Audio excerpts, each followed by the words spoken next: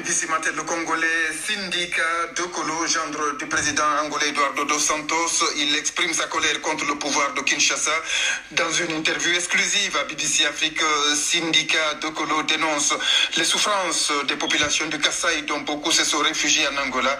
Le gendre du président angolais Eduardo dos Santos se défend d'avoir des ambitions politiques. Il dit exercer son droit de citoyen pour dénoncer ce qui se passe en République démocratique du Congo, son pays. Il a été joint à Luanda par Jacques Matanda. Il m'a été très douloureux de constater la gravité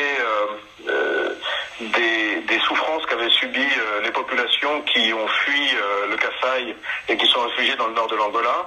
J'ai eu des témoignages qui m'ont été rapportés de choses que je n'aurais jamais imaginé possibles dans le Congo, dans le Zaïre, dans lequel moi j'ai grandi.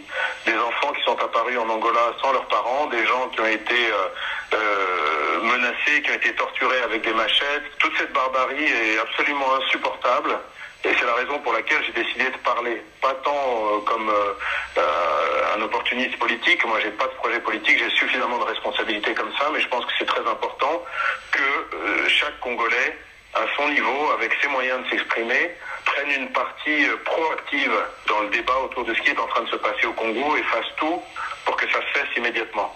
Ce n'est pas la première fois qu'il puisse y avoir des réfugiés congolais en Angola. Et pourquoi cette sortie de votre réserve habituelle en ce moment, tout en sachant que vous êtes quand même un Congolais qui a des positions haut placées en Angola? Vous êtes le gendre du président actuel. En même temps, il n'y a jamais de réfugiés de cette nature-là. La plupart des problèmes qu'il y a eu avec des réfugiés congolais en Angola avaient à voir avec des gens qui venaient de manière illégale dans des zones de production de diamants. Ils étaient des victimes, ils étaient exploités dans des systèmes presque d'esclavage, dans des mines de diamants à ciel ouvert illégales.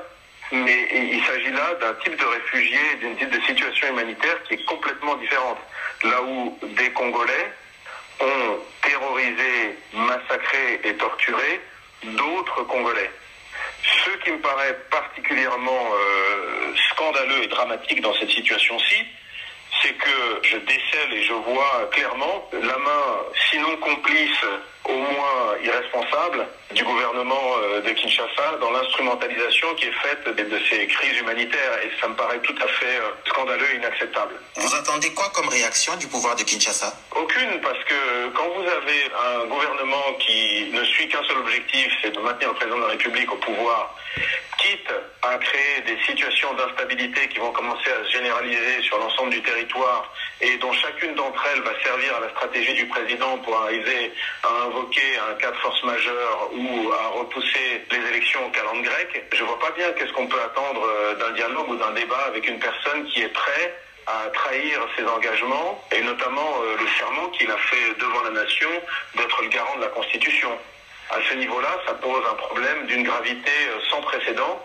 Et je ne vois pas comment la suite des opérations pourrait se passer raisonnablement avec M. Kabila à la baguette comme interlocuteur. Certains membres de l'opposition qui estiment que vous pourrez peut-être nourrir des ambitions politiques cachées. Comment réagissez-vous? J'ai un grand respect pour la fonction politique, même si effectivement, malheureusement, la classe politique vis-à-vis de la population congolaise, de l'opinion publique, a beaucoup souffert des stratégies que M. Kabila a développées pour la décrédibiliser, notamment les dédoublements de partis, les corruptions, les faux procès divers et variés. Et par rapport à ça, j'ai l'impression qu'effectivement, il y a un peu une souffrance aujourd'hui au Congo de la classe politique qui se sent, dans le cadre de l'opposition, fragilisée à un moment complètement stratégique, là où avec la fin de l'année qui avait été prévue dans les accords de la Saint-Sylvestre, qui devait normalement déboucher sur les élections en 2017, les élections présidentielles législatives, on voit déjà que ça n'aura pas lieu. Et donc j'imagine que l'opposition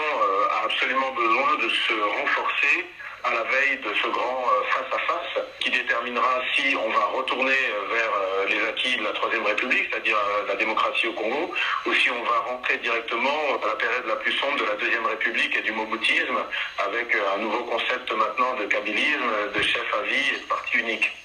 C'était l'invité de BBC Matin, le Congolais Sindika Dokolo, gendre du président angolais Eduardo dos Santos.